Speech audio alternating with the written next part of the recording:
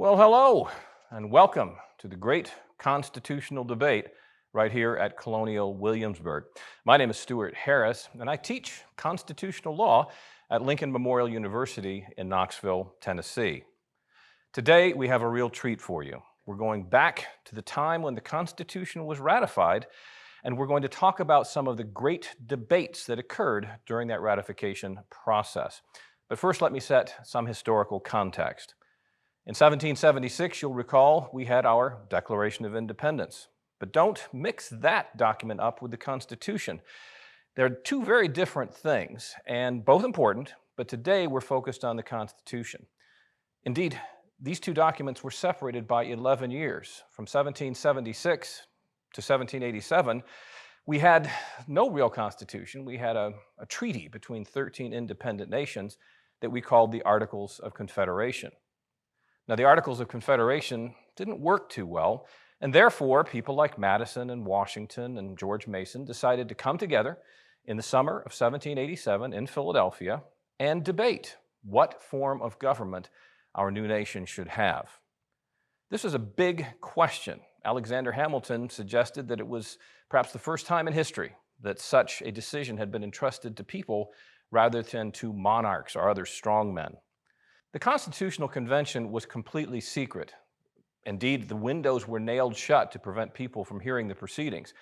But once those 55 men got together and signed the document, or at least 39 of them did, and sent it out to the states, there was no more room for secrecy.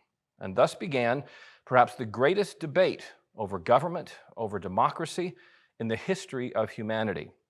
We're going to go back to that time, to the summer of 1788, when people got together in all the states, including here in Virginia.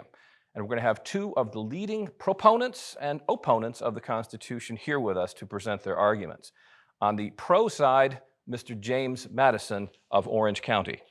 Mr. Harris, a privilege to see you, as always. Sir, the privilege is mine. And on the opposite side, the so-called anti-federalist part of the debate, we have George Mason of Fairfax County. Welcome, Mr. Mason. Thank you very much. A pleasure to meet you, Mr. Harris. A pleasure, Mr. Mason. Mr. Madison, pleasure as always. Now today we are going to begin with a brief opening statement, as we lawyers like to call them, where I'll give each of these gentlemen a chance to state his case in an overview. Later on, we'll go back and ask more specific questions, both from me and from other people who are interested in this debate. Mr. Madison, can we begin with you? I should be honored, sir. Good day, ladies, gentlemen. I shall, for the purposes of exordium and introduction, endeavor to be succinct.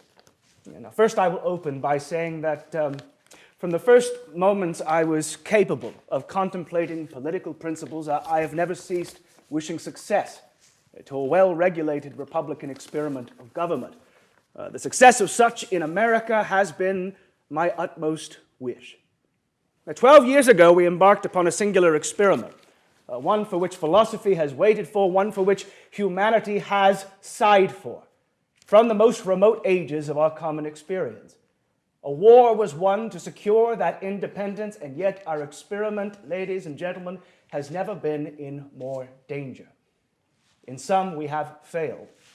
Our Articles of Confederation have proved entirely deficient, and while, Mr. Harris, Colonel Mason, I have no doubt we will uncover what took place in Philadelphia City in 1787, I will encourage this most wise audience to contemplate these two questions over the course of our debate. First and foremost, how have the Articles of Confederation failed in guaranteeing those principles of life, liberty, and the pursuit of happiness? And second, how shall this proposed Constitution perfect this system of government? I encourage you through these debates to hearken not to the unnatural voice which tells you the people of America, knit together as they are by so many cords of affection, cannot be members of the same family, cannot be the mutual guardians of their mutual happiness, cannot be children of one flourishing empire. Hearken not to the voice which tells you this system is a novelty in the political world, but it has no place in the wildest of projectors, the rashest of intents. Now instead, ladies and gentlemen, I invite you over the course of this discourse to bring your mind Bring your curiosity, and together as a singular people, we may yet find a proper course for America. Yeah, I thank you, Mr. Harris. Well, Mr. Madison, I must say that they taught me in law school that you were a soft-spoken and ineffectual speaker, and I see that you now give the lie to that characterization. Well, sir, you should see my writing. Mr. Mason, please. Gentlemen, Mr. Harris, Mr. Madison, people of Virginia, people of America, I do not disagree with Mr. Madison. The endeavor of this last year and a half has been to find our way forward.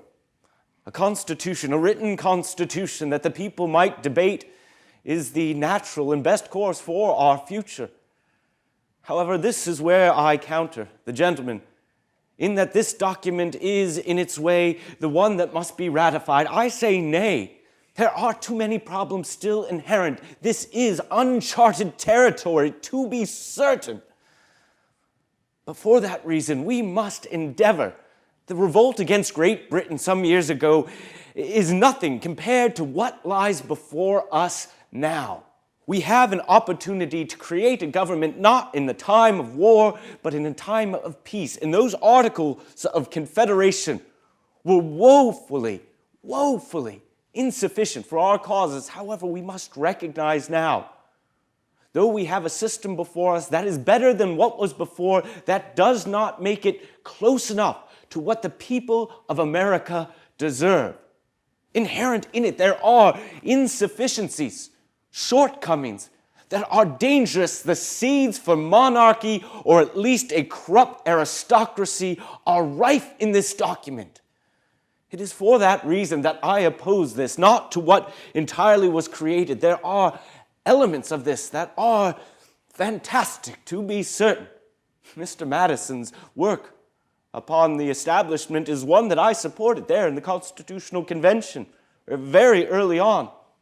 But ultimately, at the end of that summer, I saw too many changes, backroom dealings by which men sought to put money in their own pocket, not the freedom and liberty of its people.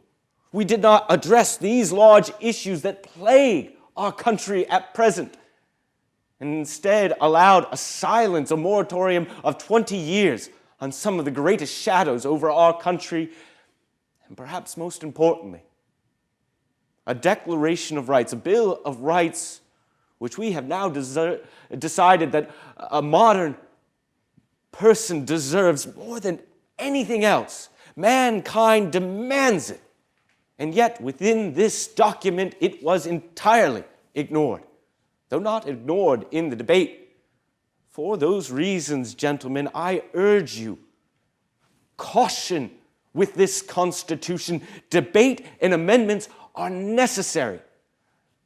Otherwise, we lose ourselves to a new type of monarchy, an elected one, perhaps even more dangerous than the last. Thank you, Mr. Mason, for your eloquent and learned remarks. As we noted previously, the public debate has now begun, so we will be taking questions from a variety of people who didn't attend the Constitutional Convention. The very first of them is from one P. Henry. And he asks, Mr. Henry asks, is it wise for Virginia to surrender her preeminence and sovereignty to a body of men, Congress, who have little in common with the people of Virginia? What would happen if Congress enacted a law which was unfavorable to the people of Virginia? Could Virginia nullify that law?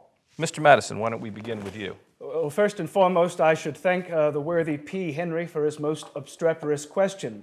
In every instance, curious that he should ask it, he being invited to that convention.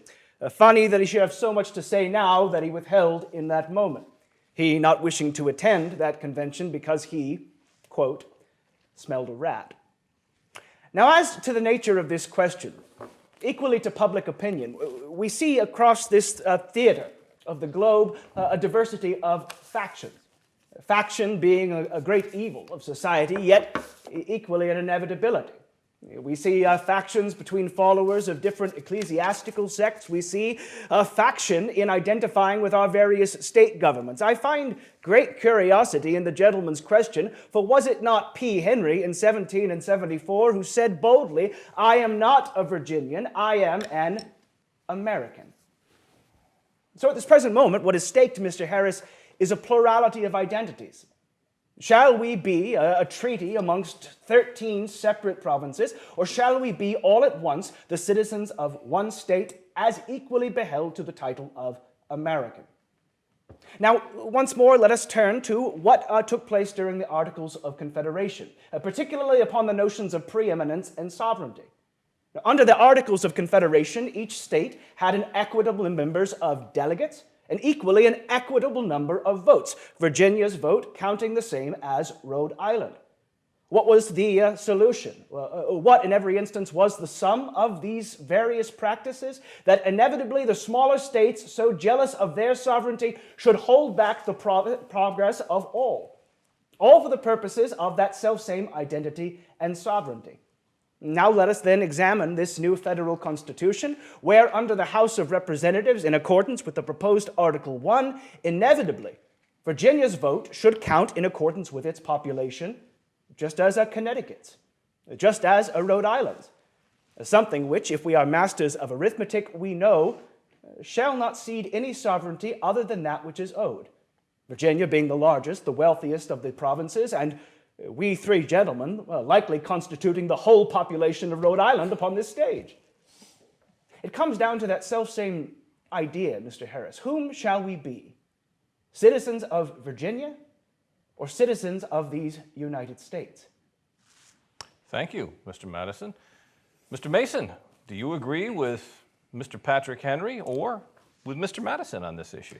I should say I count Mr. Henry as a good friend. He, having been born in the time of the Punic Wars, would have undoubtedly been the head of that most glorious commonwealth, a man whose oration is praised and yet is one of the least of his great qualities. I should say, though, that I attended that convention in Philadelphia quite for the same reason Mr. Henry did not. A concern that those there present would see the faults with that system, those Articles of Confederation, being insufficient for our purposes, far too weak, that men would instead run too far in the other direction, and instead create a federal power that was oppressive, that dissolved our identity entirely as states. Thus is what we see and fear from this document. There are ways in which that judiciary might entirely nullify our state's judicial systems. If we see our judicative powers entirely dissolved, ultimately owing to instead some foreign, and I do say foreign, for if it is a matter that concerns Virginians but is appealed to so many levels, or say even a matter betwixt Virginians, and say a neighbor such as Maryland or the like, appealed to such a supreme level by which it entirely dissolves the Virginia judiciary, we see instead of a trial by a jury of your peers instead to be a trial, if by a jury not of your peers, but those of a different place entirely. It is rightful and fearful that we see this new power potentially dissolving our identities. And Mr. Madison, I do not disagree. We must both balance our identity as Americans and Virginians. But I believe I have heard you say it as well, that we may embrace both. And it is that desire that I wish we illuminate, for we see problems and seeds within this plan as it stands now without proper amendments to dissolve our identity, that we no longer may have power, and instead see federal laws and legislation passed that shall dissolve the identity, the power of the states entirely. Might I remonstrate against Mr. Mason's places here? Briefly, sir, briefly. Well, I will endeavor to be as brief as possible. Colonel Mason has put forward several times that within this document lies the seeds of monarchy, despotism, aristocracy, etc.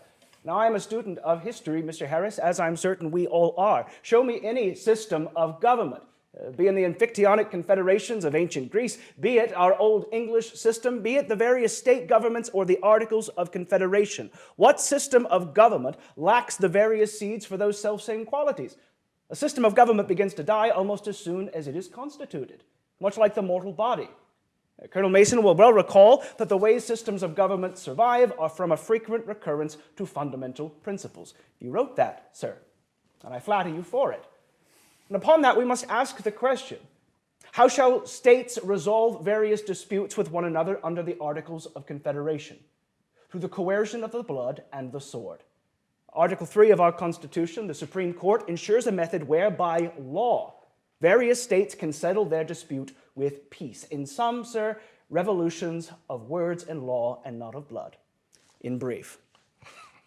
Mr. Mason, would you like to briefly respond to Mr. Only Madison? in that Mr. Madison is quite right. A fundamental reoccurrence to these principles is necessary, but we have an opportunity to do that now prior to ratification, that we see these seeds dealt with. There may always be some, but we see too many here at present, and we have the opportunity merely with a second convention by which the people have now been informed of its intentions, that we might see greater amendments even to the document as it now stands. That being my greatest argument, very similar to Mr. Madison's, only that it is done prior to ratification as opposed to after. Thank you, sir. Mr. Harris, I thank you for allowing this moment of debate. And with that, we might move to the next question before P. Henry allows the chance to submit another question. I see, sirs, both of you, that we have witnessed yet another eternal truth here today, and that is that statesmen always have more to say. But now we must move on to our questions. Harkening back, sir, Mr. Mason, to your opening statement about the Bill of Rights and its importance to you, we have a question from Emma. And Emma asks, can you discuss the similarities and differences between the Constitution and the Virginia Declaration of Rights, and why or how any changes were made from the first document to the second? I thank you for the opportunity to answer this first. As a primary author of that Virginia Declaration of Rights, I have a great many thoughts. However, I think it should be illuminated that ultimately it was passed by a committee. The committee was, as is our custom, overcharged with useless members. And yet we see a document coming out of such a flawed collection of men to be great in its manner. Not perfect, mind you, but great. 16 articles ultimately ratified in June of 1776, prior even to our Declaration of Independence. Here in Virginia, we declared that all men are born equally free and independent and have certain inherent natural rights of which they cannot deprive or divest their posterity, namely the enjoyment of life and liberty, with the means of acquiring and possessing property, pursuing and obtaining happiness and safety. Pursuing happiness and safety, sir. A wonderful consideration, and yet it is the necessity of such a document, a modern Bill of Rights, the likes of which created in Virginia in 1776, that we ought see attached to this document. Its importance is undeniable. We may look to the history to study that consideration of our own English Bill of Rights, how one might warrant the necessity of a similar one. And yet here we see a new constitution that is totally devoid of declaring our rights.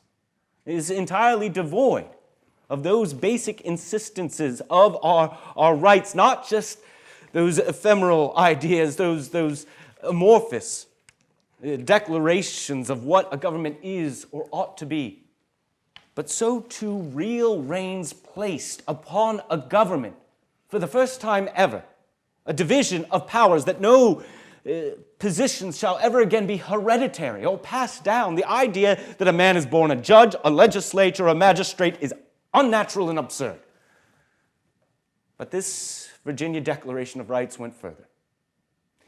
It declared the rights of you, the people, the rights to a free press, the rights to a free exercise of religion. How else was a man to be free, mind, heart, body, and soul? And yet this Constitution merely is an instruction how a government ought work. Though there are some faults, it has great strengths, but it lacks the greatest strength, which is an insistence upon the rights of the individual.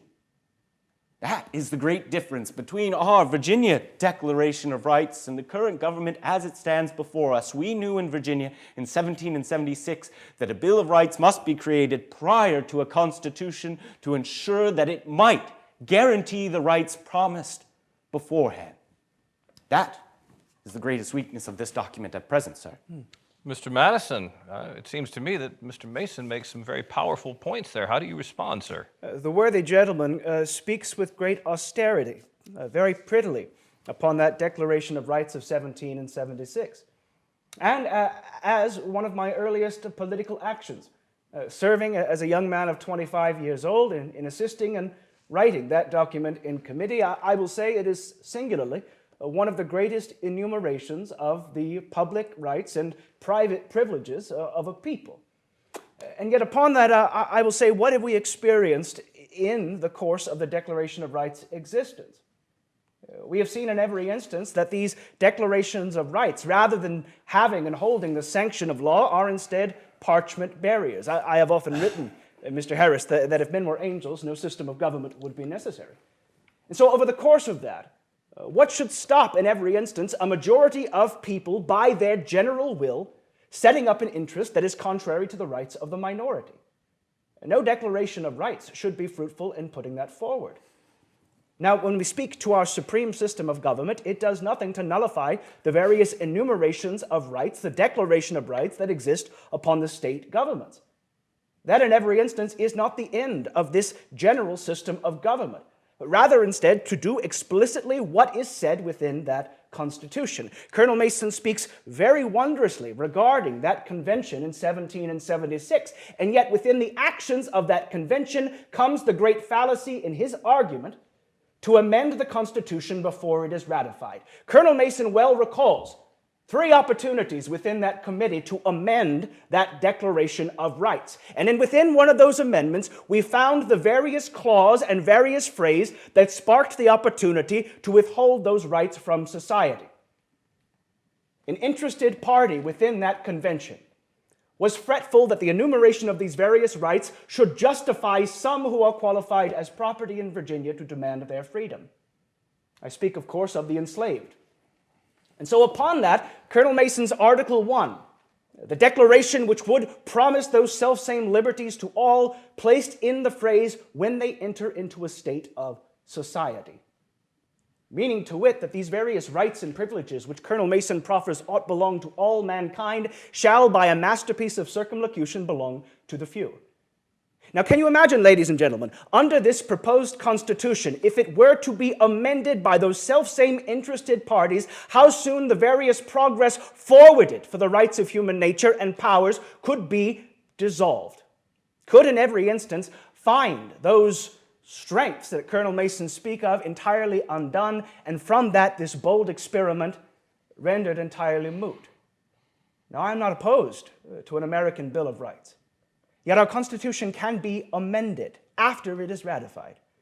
So upon that, I should pray, ladies and gentlemen, to stand with my argument, to ratify this Constitution, ensure that its strengths might be forwarded, and from that thereafter to establish whatever Bill of Rights with deliberate care. Shall the American people be a people of 10 liberties, 16 liberties, or the unlimited rights of human nature that might be decided now, yesterday, and indeed in tomorrow? Thank you, Mr. Madison. Mr. Harris, if I might for just a moment. The idea that a Bill of Rights is a parchment barrier, a paper check, is ridiculous. To proffer such an idea is paramount to saying that why ought we write laws knowing that they will be broken? No, Mr. Madison, I understand that men are flawed. I understand that these rights may be infringed upon, but without stating them explicitly prior to the creation of government is the very first step to tyranny in that manner.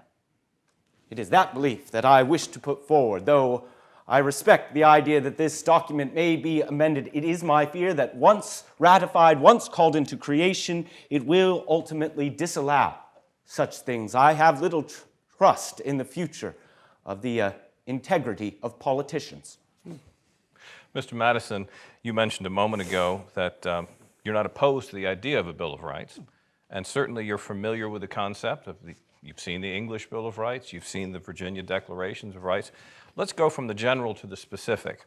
Of all of the liberties that have been identified in these various documents and that might be included in a future Bill of Rights for the entire United States, which liberty do you think is the most fundamental, the most important? I thank you for the question. If we're to examine the natural rights, those which cannot be infringed upon, those rights that come from nature and not from government, we derive in every instance those liberties of life, liberty, and property simultaneously. And yet when we speak of property, it is not solely the tangible, rather the property of one's own mind, the freedom of conscience, the ability to think freely and have the mind unshackled. Perhaps it was growing up in the western counties of Virginia, so often seeing man's mind punished because of a difference of opinion. The right that is nearest and dearest to my heart, the one that I have not deviated from, the one that I have championed from the earliest moments of my political career, has been man's freedom of conscience. To my estimation, it is the right that all other rights are derived from, and the right in every instance, Mr. Harris, which is so often violated at this present moment. Mr. Mason. I stand with the worthy gentleman at my opposition. It is that first declaration, that first right, enumerated life, liberty, property, and pursuing happiness and safety. In that manner, I absolutely agree with the worthy gentleman, though I wish to extend just one further, if I may take a moment, which is that of safety. Property first and foremost. A man has nothing greater, but what must he guarantee? It is his own safety, lest that property be taken from him. So it is in that manner, whether it be a danger and safety from a standing army, or danger and safety, therefore, from a government, danger and safety from one's property being taken from them, that we must also protect. I am curious upon this, Mr. Harrison, somewhat confounded. My worthy opponent speaks consistently of systems of government dissolving into tyranny, and yet wishes to guarantee safety in society. What does Jean-Jacques Rousseau say of tranquility, safety? It exists in dungeons, but it does not make them nice places to live. No, instead, we must encourage the opinion of safety. For indeed, in enforcing safety, we find a system of government that through its laws might justify anything in the name of safety. So from that, I should say, in every instance, we must look towards not only what is right for man, but what we might equip mankind to be, and from that to encourage them to make the proper choice. Agreed, Mr. Madison. Hence the purpose for protecting the safety of the individual, not of the government itself. Let's talk a little bit about safety. Let's talk a little bit about what Mr. Mason expressed earlier, this concern that we are creating a government that will be oppressive. I believe it's probably generally agreed that the most dangerous part of the new national government is the executive. Hear, hear. Could you discuss your feeling about the executive power as set out in Article 2 of this Constitution, and more specifically, if you could also address a question that we've received as to whether what you've written there, perhaps elsewhere, is designed to change with the times as we grow and become a more, one hopes, powerful nation. Mr. Mason, would you like to discuss this first? Yes, I should be happy to discuss the executive. The executive at present does not contain a constitutional council, any means by which it may have a council or a cabinet for support. Without this, the president, I can say now, and have before, will be unsupported by proper information and advice. He may surround himself with favorites and minions or become a tool of the Senate far too easily. We have given a power here to a single individual without a certain term, how long they may be reelected, and therefore we see easy roads to an elected monarchy before us. That a man may be elected for only but 4 years is insufficient if he may be elected again and again throughout his lifetime. And thus we see here far more dangerous than that British system of an inherited monarchy, but instead an elected one. Think of how harshly man might protect that which he elected, even if he wishes it at a lifetime, even if he wishes it at the detriment of the rest of society. And perhaps the greatest danger I see with the executive is that its second most powerful position, the vice president, for want of doing anything else, has been chosen as the president of the Senate. The higher house of our legislature being led by the second most powerful position of the executive is a dangerous commingling of powers and runs an affront to that separation, as insisted upon here in Virginia within our own Bill of Rights. To disallow such a thing, we have instead at a higher power allowed such a commingling of executive and legislative powers. It is only a beginning that I see the danger of this position, and instead should have some spread of power from one man instead, even if it is still held by a single man, some elected counsel that may advise him. Thank you, sir. Mr. Madison, how do you respond? I am not in complete disagreement with the worthy gentleman of Fairfax. Under the Virginia plan, initially drafted by me, the various 19 provisions, I will say initial thought was not given in great deal to the executive, what would become Article 2 of our Constitution.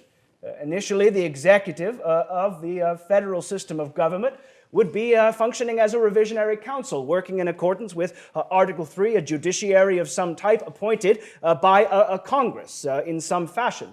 In 1776, you well recall, the governor of Virginia was elected by joint ballot of both House of Delegates and Senate, kept entirely separate from it. I will not need to remind the worthy gentleman of the problems stirred by that.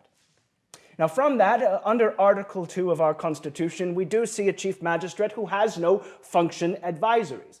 This can be solved with policy once the Constitution is ratified, a cabinet, as Colonel Mason so wisely said. And yet, we turn once more to Article 1, particularly the upper house, the Senate. Under the worthy gentleman's notion, it is problematic to find any intermingling betwixt the vice presidency, Article 2, and the Senate, Article 1. Well, from that, it is a great dilemma in government, Mr. Harris, that power is necessary. It is equally detrimental that power corrupts. But the absence of power equally corrupts, because from that we find a robbery of energy. Now, the greater fear, Mr. Harris, is not the supreme and total corrupt power of an executive, but rather of a Congress. Indeed, it was this measure which ensured that the executive would not be elected by Congress, but rather instead a separate body, an electoral college, fixed between the various states. I will remind Colonel Mason that under Article 2, the vice president, in every instance, should be the man who receives the second number of votes, setting an interest perhaps adverse to the executive. Ambition counteracts ambition. Now, from that, what do we see the fruits of? A body of men who consistently find their interest separate from one another, but simultaneously incorporated. In sum, sir, a system of government which checks itself, but equally through its functions, is coerced to move together. It is shameful to say that coercion is sometimes necessary in government, but upon that we have met a great many of statesmen who, upon many instances, fueled by their own ambition, must be coerced to work together.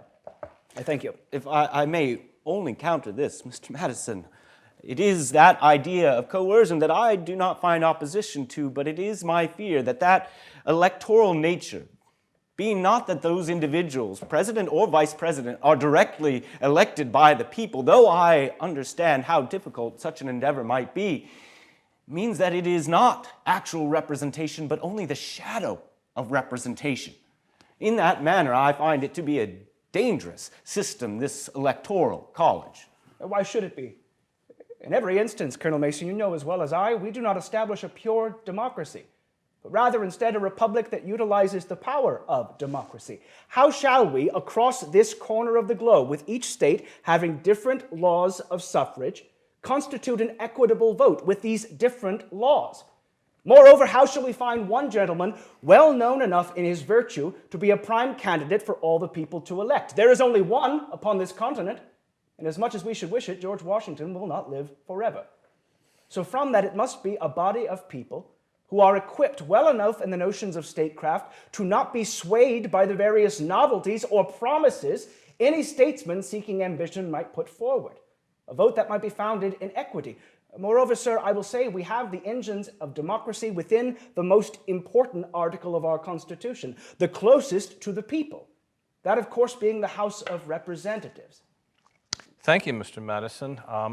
Let's hope that the Electoral College functions as well as you believe it will, and that it's not a source of controversy. I don't see it ever going wrong, Mr. Harris. Down the road. All righty, let's move on to another area, please. Something that has been part of this debate for a long time is the question as to whether we can have a republic over such a great geographical expanse as we have in this country, and especially enfranchisement. How will representation work over such an expanse? And we have a question, again, from a member of the public who asks, with regard to enfranchisement, should proof of citizenship be required before a person shall vote? Mr. Mason. You ask two wonderful questions in there. One being very specific to the individual is proof of citizenship should be required. In this first, though, I wish to address as to whether or not we can truly be represented over such a vast area, over such a large population as we sit at present. May we be, I believe it is possible, but does the current system allow for it? That is what I question. It were only in the last days of the debate that we altered it from some 40,000 individuals to be represented by one to 30,000 individuals to be represented by one. I still think 30,000 individuals being represented by a single individual is insufficient, to say the least. Here in Virginia, at present, we have some 130 men deciding whether or not to ratify this Constitution, and if ratified, should have less than 100 to represent all 13. That very close connection to the people that Mr. Madison just praised a moment ago, and yet still, how may they be represented by one individual who is unfamiliar? Some 10 individuals for all of Virginia. We know how expansive our home is, and yet we hope that some 10 individuals, 12, including the Senate, should be represented. In that way, I fear, frankly, that it is insufficient in its current system. May we be represented? I think it possible. With our current Constitution, the one whether or not we should ratify, impossible. And as to some proof of citizenship, it is already that a man votes there in public. I don't know what more proof one may need. I am unfamiliar with such proof being established at present, unless the worthy gentleman opposite me wished to speak upon it some more. I'm somewhat baffled by the question. Mr. Madison. No to Colonel Mason. Yes to Mr. Harris. Well, that was very succinct. Thank you, Mr. Madison. I appreciate that.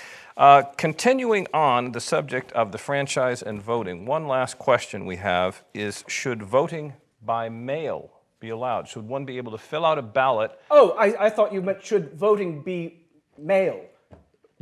Obviously. That's another good question. It is. That's another good question. Should one be able to vote via the postal system? Oh. You confound me, Mr. Harris. First, I should amend in every instance. It was and has been allowed for some time in the province of New Jersey for the female to vote. And so upon that, should the vote be mail, that becomes a question for another time. And yet upon that, voting by mail confounds me further.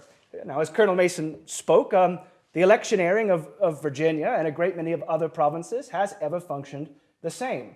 Upon the apportioned election day, the freeholders of the various counties should go to a polling place, and from that, il voce, by voice, say specifically whom they are voting for. This ensures that a man's vote is equitable to his house as well as to his own honor. It prevents various measures by which a vote might be tampered with, providing a great many witnesses. You insinuate, Mr. Harris, that, well, there should come a day that someone should cast their vote in secret? Yes, that's implicit in the question, isn't it, sir? Well, upon that, I know not how I feel upon it, sir. I have never given great consideration to it. I should say the Constitution, upon many instances, allows for the establishment of postal roads, a post office, a postal service. And upon that, we have witnessed in many instances the dangers of mail upon the roads.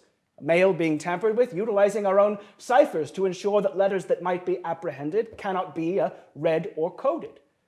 But from that, sir, I should say it must remain a question for tomorrow, for whatever innovations or patents America might ask it. At this present moment, outside with the drinking and carousing that often comes from Election Day, our present system of voting functions very well. Indeed, aren't people penalized if they don't vote at one of these open Oh, yes, polling as stations? I think they ever should be. Should any freeholder not appear when his name is called upon the rolls, well, from that he should be fined a third of his annual tax levy. Because if a people do not vote in a system of government, a republican system of government, well, the various sources of democracy we find such pride in shall become impostors. The system will become what Colonel Mason has claimed it will: aristocracy, monarchy, tyranny.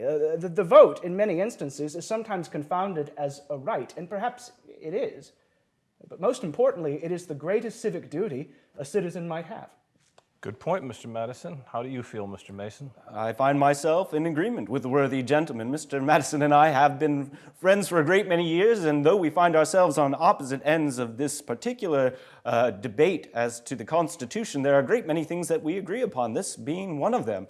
I think the only fear that I see for our future of voting is the degeneracy, and I do call it as such, if there are those who do not see the insistence upon it. It is difficult to find one's self there upon the courthouse steps upon the voting day, but as he mentioned, it is a day of celebration where you see individuals who you might not have for some time. It is perhaps that greatest celebration of the freedom of what this American experiment is, and was even prior. It was our vote that we had that allowed us to take pride, that allowed us to ultimately revolt against Great Britain because we knew the importance of voting. And so long as it is never altered or taken from the people, it is that fear that worries me far greater, that there are those who will not vote or not be punished for not voting for our future than the means by which they go about it. Thank you, Perhaps Mr. if the worthy Mason. gentleman is concerned of not voting, he should choose to vote in the affirmative for the Constitution. I should say a negative vote is still a vote, Mr. Madison. Thank you both, gentlemen.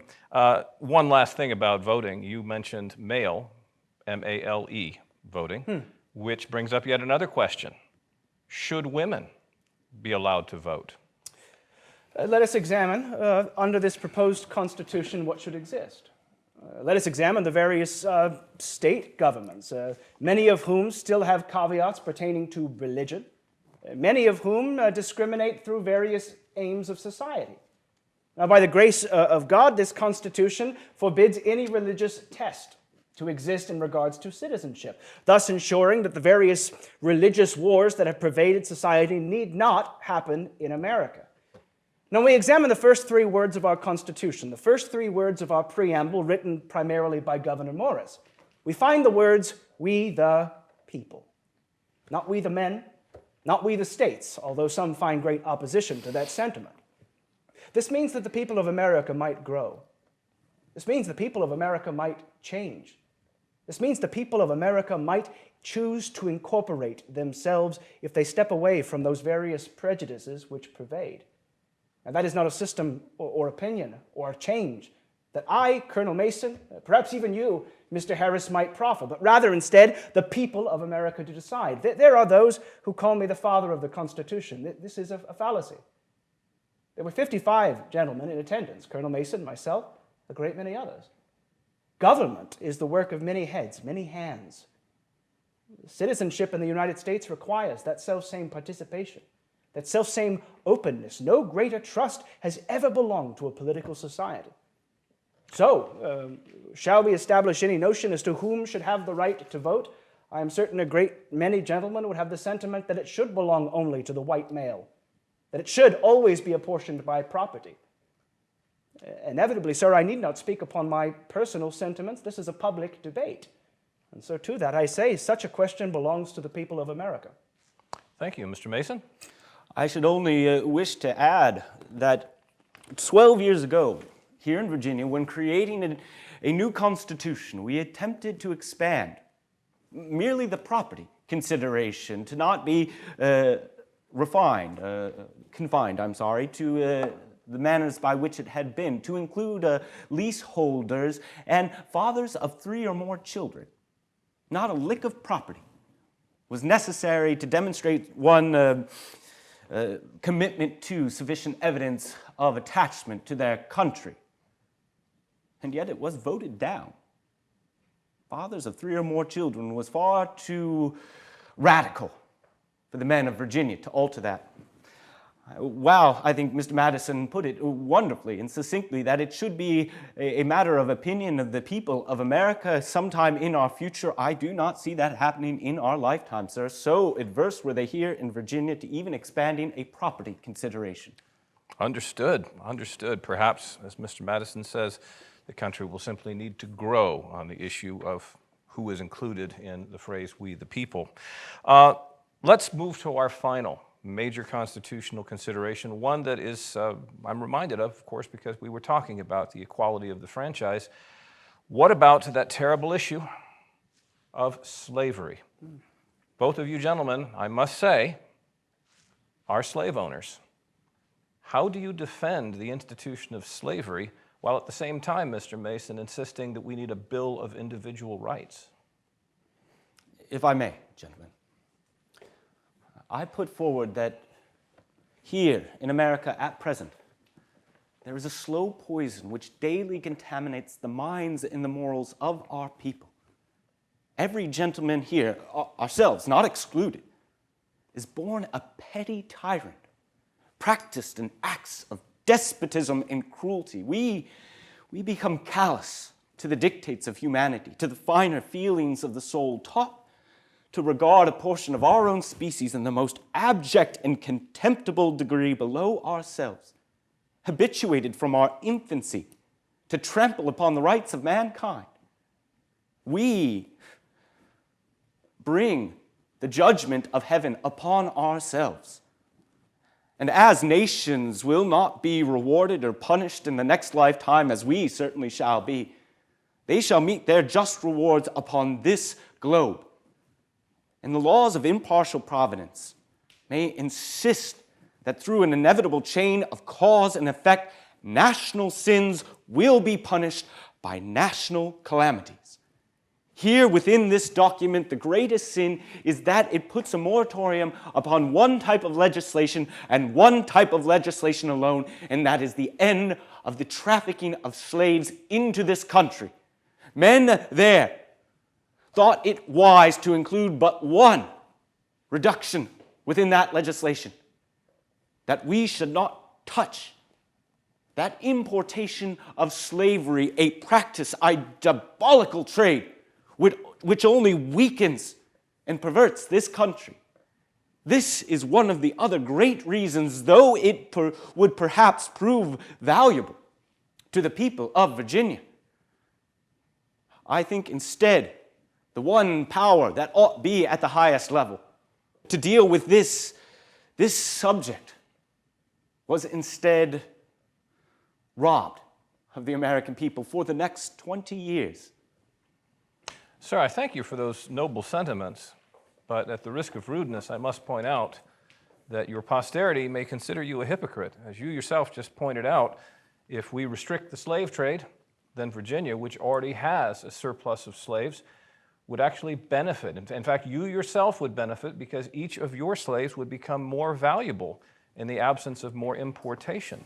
So are you concerned that future generations will look back on you and say, this man was a hypocrite? All men are hypocrites at some point in their life. As I earlier stated, every gentleman here is born a petty tyrant. I did not exclude myself from that consideration.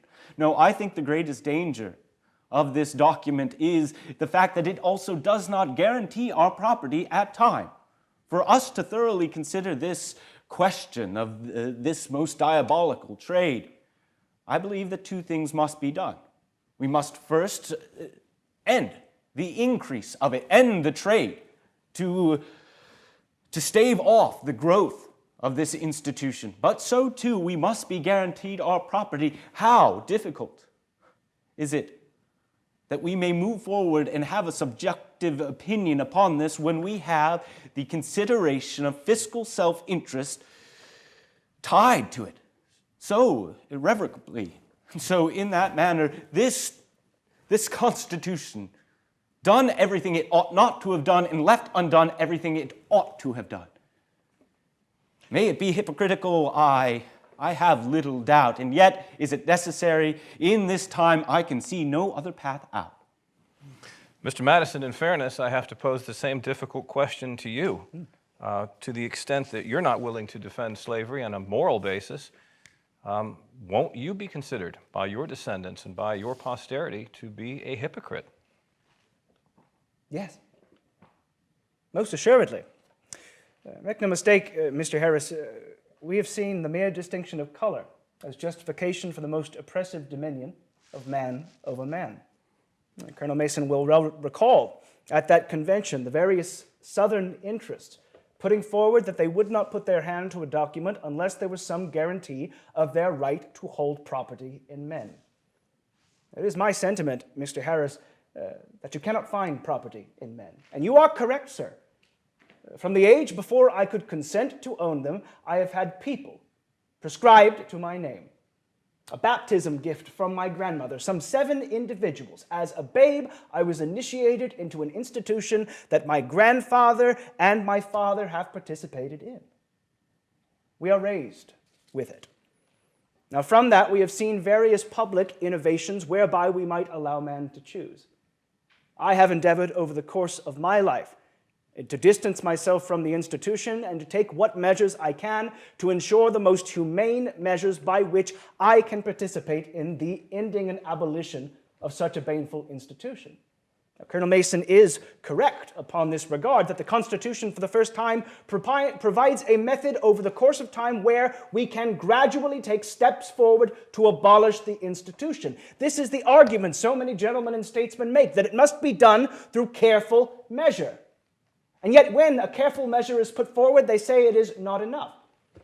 I can guarantee you, sir, under the Articles of Confederation, there is no such caveat, nor any measure by which there can be a gradual manumission. This leads me finally to the final point I will make. We find a dichotomy upon this issue, one which is often taken for granted. There is, of course, the institution of slavery, which a great many gentlemen with pretty words may speak out against, and then there is the baneful racial prejudice, upon which these self-same gentlemen, upon one side of their mouth, will speak pretty words regarding the various injuries of humanity, and yet upon the side of prejudice will speak a great many things to further disenfranchise and dehumanize a people. This is my sentiment, Mr. Harris. If we end the institution of slavery, what shall we do to fight that prejudice? Another very important question, Mr. Madison, but sadly our time is drawing to a close.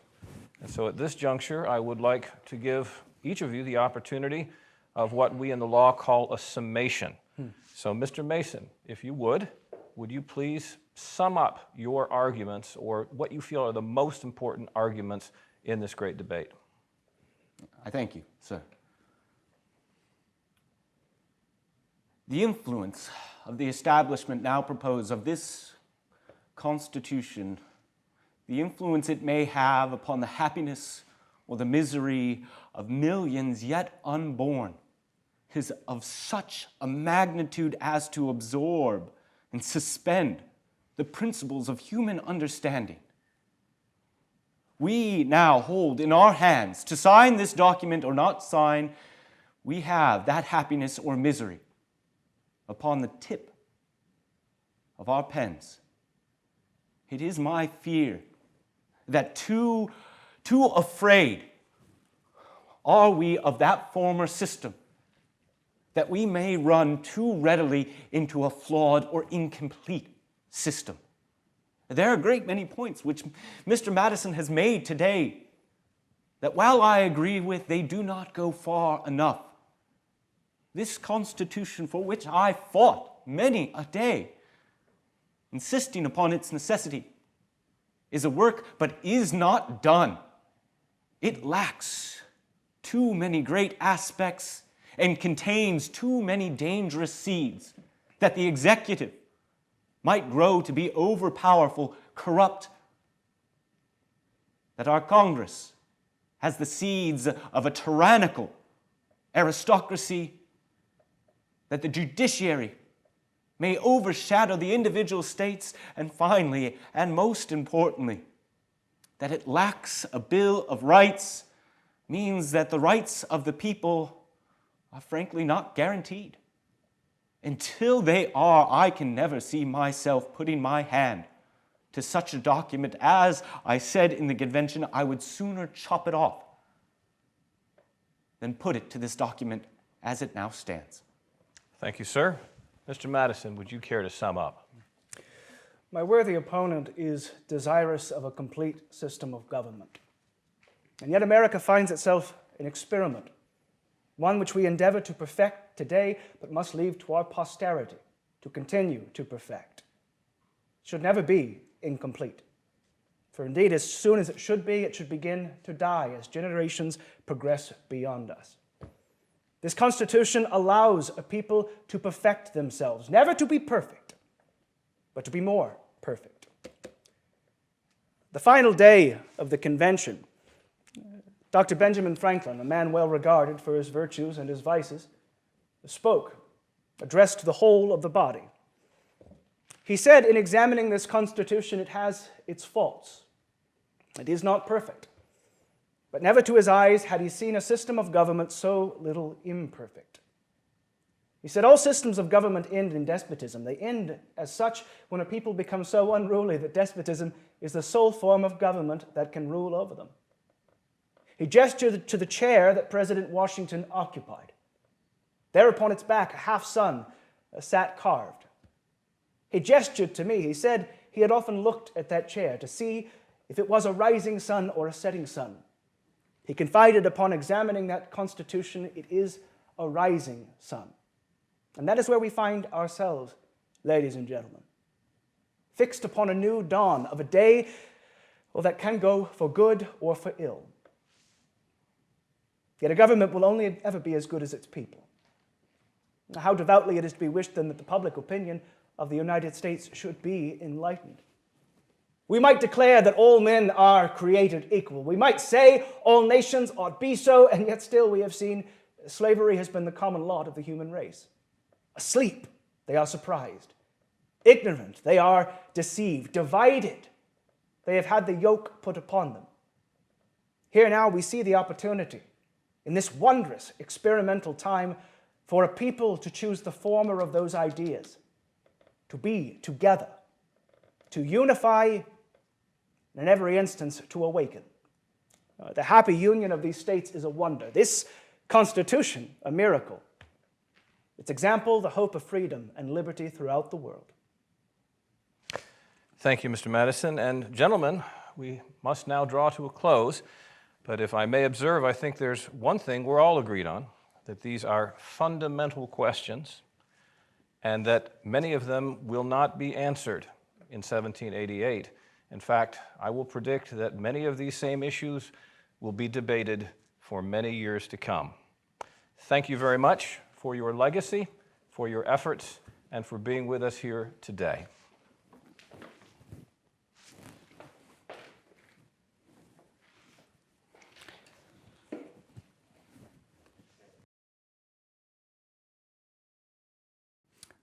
I'm Josie Arco, and I portray Colonel George Mason here at Colonial Williamsburg. Though Mason would fight hard against the ratification, ultimately it would, of course, be ratified. But with it would come amendments, what we eventually know as the Bill of Rights, the first 10. When they're first proposed, there are more of them, but upon reading them, Colonel Mason says to Thomas Jefferson that with a few other amendments, he could happily put his hand and heart to this new Constitution, this new document. And so if you ever find yourself frustrated with your government, frustrated with the Constitution or Washington, D.C., do not worry. You are in good company, and you find your legacy reaching all the way back to the founders in their time. But hopefully, just like George Mason, eventually maybe you can come around and happily put your hand and heart to our government.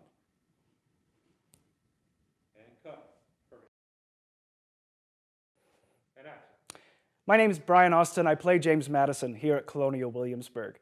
In studying Madison and the Constitution, I often go back to the final thing that he wrote, to be opened after his death, advice to my country.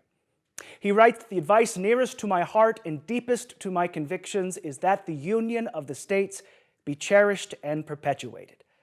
And so, knowing full well that these men have left this system of government to you, the living, I hope that you, the citizens of the United States, can always find a government, a union, that's worth cherishing and perpetuating.